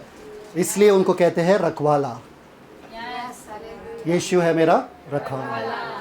आज के गाने भी बहुत खूबसूरत थे। तो एक है प्रार्थना, दूसरा है उनके पहचान में। उनके पहचान में मतलब मैं यीशु को कैसे देखूं? उनके वचन में देखूंगा मैं। कहां पर? अगर आपका बाइबल बंद है, आपका दिमाग भी बंद है। सब लोग बोलो, बाइबल बंद है तो दिमाग बंद है। खुला बाइबल, खुला दिमाग। समझ में आ रहा है कि नहीं आ रहा? बुद्धि की बातें यहां पर बाइबल में है, प्रकाशन की बातें यहां पर बाइबल में है। जब मैं बहुत छोटा था तभी मैंने पहले बार जब बाइबल पकड़ा था और किसी ने मुझे सिखाया, मैं गया था टेरेस पे धूप में बैठ के, मैंने गलेशियन चैप्टर 1 खोला, बोला पवित्र आत्मा तुम मेरे साथ यहां पर हो, अभी मुझे सिखाओ बाइबल, मुझे सीखना है। 10 से 15 बार मैंने वो पहला वाला चैप्टर गलेशियंस का पढ़ा। 10 बार जोर जोर से उंगली ऐसे डाल डाल के ऐसे ऐसे 10 बार जोर जोर से पढ़ा वो पूरा चैप्टर। और वो 10वीं बार में मुझे पूरा चैप्टर समझ में आया। अलग अलग वर्सेस मिल रहा था मुझे, इतना भी बाइबल पता नहीं था मुझे, पर अलग अलग वर्सेस मिलने लगा। और वो दिन से लेके आज तक जब भी मैं बाइबल खोलता हूँ, क्या खोलने की जरूरत भी नहीं है, जाते जाते मेरे दिमाग में बाइबल चलता है, क्योंकि प्रकाशन का आत्मा मुझे मिला है। मुझे सोचना नहीं पड़ता इतना, साधारण सी चीज है। जब मैं रात को सोता हूँ बाइबल चलता है मेरे दिमाग में। क्यों? क्योंकि मैं बैठ के वो डिसिप्लिन किया और मैं बोला, पवित्र आत्मा मुझे प्रकाशन का आत्मा चाहिए, मुझे आपका वचन समझना है। और उन्होंने दिया। आप भी मांग सकते हो, मांगो तो आमेन। तो पौलुस यहाँ पर कह रहा है कि आपको पहचान में बढ़ना है, मतलब वचन में बढ़ना है। आप जितना वचन पढ़ोगे, आपको पता है मनुष्य किस चीज से बना है? मिट्टी से, है ना? कोई सोने से बना है क्या यहाँ पे? बोलो अभी के अभी स्क्रैप करना चालू कर देंगे है ना? मिट्टी से बने हैं। आपको पता है आपके खाने का हर चीज मिट्टी से बना है। मिट्टी से आता है। फूल फल जो भी खा रहे हो आप, मिट्टी से ही आया है, सब मिट्टी से आया। जहां से आप आए हो वहां से ही आपका पोषण भी आता है। नया मनुष्य जो है वचन से बना है। नए मनुष्य का पोषण कहां से आएगा? वचन से ही आएगा। इसलिए यीशु मसीह कहता है कि मनुष्य केवल रोटी से ही नहीं जिंदा रहता है, वरन परमेश्वर के हर एक वचन से। आप वचन के जन्मे हुए हो, इसलिए वचन ही आपका पोषण है। तो पौलुस कह रहा है यहाँ पे, प्रार्थना निरंतर करो और वचन में बढ़ते रहो, मसीह के पहचान में बढ़ते रहो, और आपका जिंदगी बुद्धि और प्रकाशन के आत्मा से, आपका मन बुद्धि और प्रकाशन से भर जाएगा। बाइबल में कितने कहानियां हैं बुद्धि और प्रकाशन के, बता नहीं सकता हूं आपको। महीने भर भी प्रचार करते जाएंगे तो भी कम है। आमीन। सब लोग बोलो महीने ब्रदर, आज के लिए काफ़ी है। ठीक है, 2 कोरिन्थियंस लास्ट वर्स 4:16-18। देखो लोग बस माइक वापस देना चाहते हैं। 2 कोरिन्थियंस 4 बाय हार्ट होना चाहिए, 16-18। एंड वो तो 1 घंटे पहले से बोल रहे हैं ब्रदर। एंड है 2 कुरिन्थियंस उसका 4था अध्याय, ध्यान से सुनना, 16-18। 4था अध्याय उसका 16 वचन। इसलिए हम याग नहीं छोड़ते। हाँ यद्यपि हमारा बाहरी मनुष्यत्व नाश भी होता जाता है, हाँ। तो भी हमारा भीतरी मनुष्यत्व दिन प्रतिदिन नया होता जाता है। हमारा मनुष्य क्या हो रहा है? अंदर वाला मनुष्य नया होते जा रहा है। कैसे? आगे, क्योंकि हमारा पल भर का हल्का सा क्लेश हमारे लिए बहुत ही महत्वपूर्ण और अनंत महिमा उत्पन्न करता जाता है। आगे। और हम तो देखी हुई वस्तुओं को नहीं, देखी हुई वस्तु। क्या? देखी हुई वस्तु। कौन सा वस्तु? देखी हुई वस्तु। हाँ। और हम तो देखी हुई वस्तुओं को नहीं परंतु अनदेखी वस्तुओं को क्या? देखते रहते हैं। क्या क्या क्या? डॉक्टर का रिपोर्ट दिखता है क्या? तो उसके आधार पर चलना चाहिए कि अनदेखी? Come on. आपका बैंक बैलेंस दिखता है क्या? पॉकेट में, पर्स में कितना पैसा दिखता है क्या? उसके ऊपर चलना चाहिए कि अनदेखी? इसलिए जब आप अनदेखे बातों पर चलोगे, ये क्लेश जो है हल्का लगेगा। ये जो दुख दर्द है हल्का लगेगा। अनदेखी बातों पे चलो। आगे। क्योंकि देखी हुई वस्तुएं थोड़े ही दिन की है। देखी हुई वस्तु थोड़े ही दिन की एक बार एक बंदे, डॉक्टर ने रिपोर्ट दिया एक बंदे को, तुमको कैंसर है। 5 दिन में वो मर गया। बाद में डॉक्टर को पता चला किसी और का रिपोर्ट इसको दिखाया और ये मर भी गया कैंसर से। सही कहानी है। समझ में आ रहा है कि नहीं आ रहा है आपको? देखी हुई वस्तु देखोगे तो आप पहले ही मर जाओगे। डॉक्टर भी गलत हो सकता है, उसके आधार पर मत जाना। वो आपको संभालता नहीं है, वो आपका रखवाला नहीं है, वो आपका महबूब नहीं है। समझ में आ रहा है कि नहीं आ रहा है? आपका रचने वाला, आपका सृजनहार, पालनहार कौन है? पिता परमेश्वर, जो सिंहासन पर विराजमान है, जो कभी झूठ नहीं बोलता है, जो आपका पल पल का ख्याल रखता है। आपके सर पे कितने बाल है आपके डॉक्टर को भी पता नहीं है। आगे।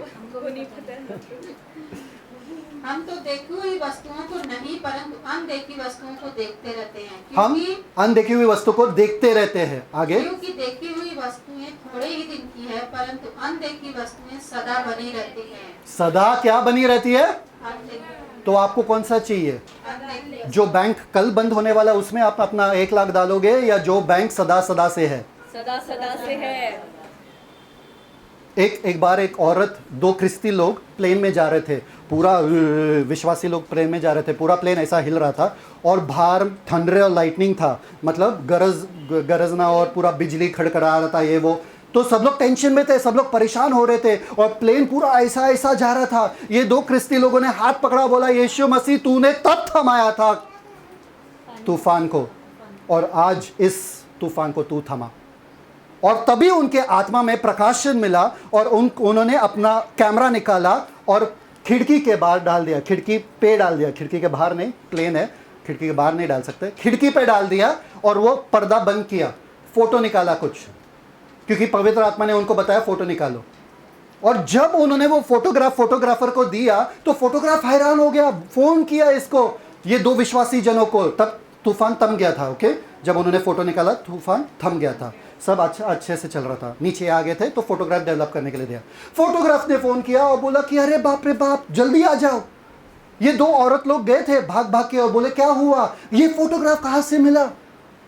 कंप्यूटर जनरेटेड है क्या? बोले नहीं, हमने प्लेन से निकाला। बोले अरे देखो ये फोटोग्राफ को। उधर वो फोटोग्राफ में बिजली के बीच में, तूफान के बीच में सफेद वस्त्र पहने हुए एक आदमी खड़ा था।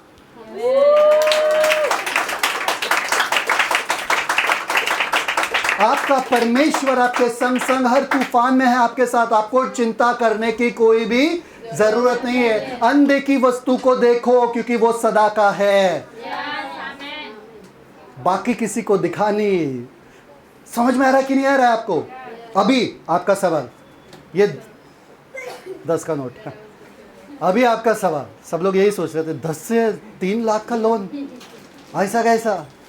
जिनको मालूम है वो आराम से बैठे हैं, जिनको नहीं मालूम है उनको टेंशन ये आ रहा है। ये 10 रुपए से, जब हमारे पास 3 लाख का लोन था, हमको पता नहीं था चुकाना कैसा है, हमारे पास उतना पगार नहीं आता था, उतना पैसा नहीं रहता था। ये 10 रुपए से हमने पिगी बॉक्स खरीदा, गुल्लक। क्या खरीदा? गुल्लक खरीदा 10 रुपए से। और 10 रुपए के गुल्लक में हम लोग पैसा ऐसा ही डालते गए, ऐसे ही डालते गए, ऐसे ही डालते गए। जब 10 रुपया मिला डाले, 50 रुपया मिला डाले, 100 रुपया मिला डाले, 500 रुपया मिला डाले। उससे निकाल नहीं सकते थे क्योंकि वो प्लास्टिक वाला गुल्लक था, उसको फाड़ देंगे तो दिल को लगता है ना। डालते गए, कुछ ही टाइम में हमने देखा 30,000 50,000 हो गया, देखते देखते 50,000 हो गया। फिर हमने एक और गुल्लक लाया, उसमें भी डालते गए, ऐसे करके हमारा सारा कर्ज खत्म हो गया। इसको बोलते बुद्धि का आत्मा। समझ में आया? हम सोच ही रहे थे, हम प्रार्थना कर रहे थे, परमेश्वर हमको दिखाओ रास्ता। इनको ये आइडिया आया, बोला शायद से हमको ये करना है, चलो करते हैं। गुल्लक लाते हैं और उसमें पैसा डालते हैं, और गुल्लक में भरते भरते 3 लाख का कर्ज पूरा का पूरा खत्म हो गया। इसको बोलते हैं बुद्धि के आत्मा से चलना। समझ में आया? आपको तकलीफ में रहने की जरूरत नहीं है। आखिरी कब है? ठीक है। एक आदमी परेशान था अपने ज़िंदगी से, तो वो एक गुरुजी के पास गया। गुरुजी से बोला, मेरा ज़िंदगी बहुत बकवास चल रहा है, मेरे ज़िंदगी में बहुत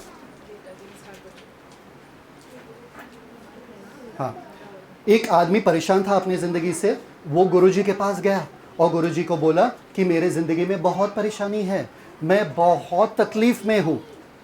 तो गुरुजी ने कहा, एक चीज़ करना, तुम सो जाओ और कल सुबह मेरे पास आना, क्योंकि अभी मेरे पास टाइम नहीं है। मेरे पास क्या है? टाइम नहीं है। तो कल सुबह आ जाना, पर मेरे लिए काम करोगे क्या? तो वो आदमी ने कहा, ठीक है, बताओ मुझे क्या काम करना है। मेरे पास एक अमीर आदमी आया था, गुरुजी ने बोला, मेरे पास एक अमीर आदमी आया और उसने मुझे 100 ऊंट दिए। ऊंट? कैमल। 100 कैमल दिए मुझे, 100 ऊंट दिए मुझे। उनको बस रात भर देखभाल करना है, उनको सुलाना है, उनको बिठाना है नीचे और सोना है, मतलब वो लोग सो जाए, आपको इतना ही देखना है। तो बंदा बोला, ठीक है यार, गुरुजी के लिए करना है, कर दूंगा, सबको सुला दूंगा, फिर सो जाऊंगा खुद। दूसरे सुबह आ गया वो और बोला, गुरुजी मेरा तो हालत खराब हो गया, मैं 100 के 100 कैमल को, ऊंट को सुला ही नहीं पाया। तो गुरुजी ने बोला, क्या किया आपने? गुरुजी, जब मैं गया था, कुछ कैमल ऐसे थे, कुछ ऊंट ऐसे थे जो पहले से बैठे हुए थे, कुछ ऊंट ऐसे थे जिनको मैंने बिठाया, कुछ ऊंट इतने बदतमीज थे या इतने जिद्दी थे कि बैठ ही नहीं रहे थे। मैं खींच रहा हूं, बैठ ही नहीं रहे थे। पर मैंने देखा बहुत देर के बाद वो लोग बैठ गए, बहुत देर के बाद वो लोग बैठ गए। तो गुरुजी ने कहा, ऐसा ही आपको करना है आपके ज़िंदगी के साथ, आपके ज़िंदगी के हर समस्या के साथ ऐसा ही करना है। कुछ समस्या आपके ज़िंदगी में ऐसे आते हैं जिनमें आपका योगदान ज़रूरी नहीं है, वो पहले से ही बैठे हुए, ऐसे ही ठीक हो जाएंगे समस्या। कुछ समस्या में आपका ज़रूरत है कि आप उनको बिठाए, आपका योगदान का ज़रूरत है, और कुछ समस्या को ऐसा ही छोड़ना है, अपने समय में वो लोग बैठ जाएंगे। समझ में आया कि नहीं आया? तो समस्या के बारे में टेंशन कभी मत लेना। जिस समस्या को बैठना है वो ऐसे ही बैठेगा, जिस समस्या को आपको बिठाना है आप बिठाओगे, आपसे बैठ भी जाएगा वो, और जो बैठ नहीं रहा है उस पर टेंशन क्यों ले रहे हो, वो अपने समय में बैठ जाएगा। इसको कहते हैं बुद्धि। समझ में आ रहा है? तो सब लोग बोलो, परमेश्वर मुझे बुद्धि और प्रकाशन का आत्मा मिला है, ताकि मैं आपके ज्ञान में, ताकि मैं आपके पहचान में बढ़ता रहूं और ये जिंदगी जीता रहूं। यीशु मसीह के नाम में मांग। पिता परमेश्वर, धन्यवाद देते आपके वचन के लिए, धन्यवाद देते कि हमको वो बुद्धि और प्रकाशन का आत्मा मिला है। बुद्धि की हर बातों में हमारा निर्णय सही ही हो और आपके साथ हम बुद्धि में चले पिता। और हम जानते कि हमारे प्रकाशन का आत्मा मिला है कि सब बातों को हम जानते हैं, पहचानते हैं। We can discern everything. Thank you Father. और आपके पहचान में हम बढ़ते रहते उस हद तक जब तक आपका पहचान हमारे लिए तथ्य नहीं बनता है, वो सत्य हमारे लिए तथ्य नहीं बनता है। धन्यवाद पिता हमें ये बातें सिखाने के लिए। मैं जानता हूं कि ये बीज जो है अच्छी भूमि पे गिरा हुआ है और ये फलवंत होके फल लाएगा। धन्यवाद। यीशु मसीह के मीठे नाम में मांगते, सुन, स्वीकार, कबूल कर। Amen. Celebrate the Christ life. God bless you. शलोम।